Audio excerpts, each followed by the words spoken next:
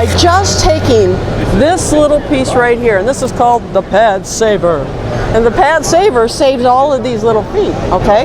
So you put this on here, and then you put the paper on, and now I'm going to do the same thing.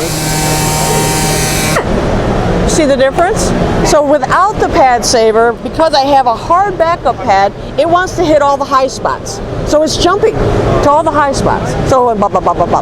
But as soon as I put that, just that little bit of cushion there, now I'm making a nice, comfort ride here, and all of a sudden the sandpaper just glides. So I have control, less swirls, and I'm getting better work surface, right?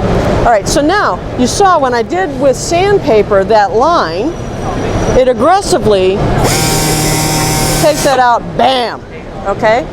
Again, because the sandpaper cuts more like a saw blade. But when you use a sponge, I have the same mineral on there. So there's aluminum oxide on here, there's aluminum oxide on here, okay? So we're using the same kind of mineral. But because a sponge has this cushion, all right, and when they make a sponge, the mineral falls down onto the sponge, and then they shake off the excess, see?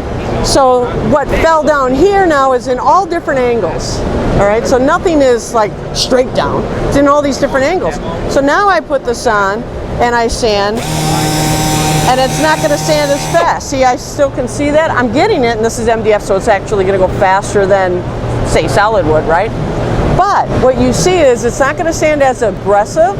So now if I'm getting my doors, say, from a manufacturer already pre-sanded, and they're selling you a finished goods, right? So they sanded the bejeebies out of it and made it really smooth. Well, that's great for you to get and say, oh, this is really nice. But it's the worst thing for finishing, because we sand to create a profile for our stain and our finish to grab onto. So I've got to re-scuff or reopen that wood. The sponge is perfect for that, because I'm not going to get a real deep aggressive scratch by doing that. I'm going to get a nice surface. So it's very even, all right? Now, what is so cool about this product that I just love, love, love, is when you have profiles like this, what a pain in the butt hand sanding. So these guys, you got the 5mm, that's great for flat sanding, okay, for flat surface, but when you put on this sponge, the 1/2 inch, now watch what happens. Shut up! What was that thing about 2 weeks ago? Isn't that amazing? Exactly. Where was that, 35 years ago when I started finishing? I mean, I'm just like in love with this tool. Try it. It just automatically conforms in there, and it just made your world easy breezy. Isn't that something?